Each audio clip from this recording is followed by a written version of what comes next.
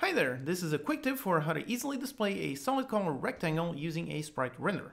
This is very simple but still very useful. Let's say I want to make a health bar in my world. Now a very simple health bar is simply just a rectangle.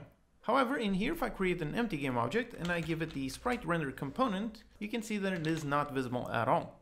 Essentially I need to add a sprite in order to actually see it. Now what I could do is just create a texture with the correct shape. So in here I have a simple health bar rectangle, it's just a red rectangle. And if I apply it, and there you go, there's my health bar. However, using this method will force you to create a new texture for every different bar that you need. A simpler approach is to simply have a white pixel texture in your project. It is very simply just a white pixel. As you can see, it is a single pixel. And this way we can apply it to our game object and then modify its scale to get whatever size we want. And since the pixel is in white, we can easily tint it into any color that we want. So we can make this one and also make a background behind it. And just like that, we have a very simple health bar being created. And that's it. Hope you found this tip useful. Alright, see you next time.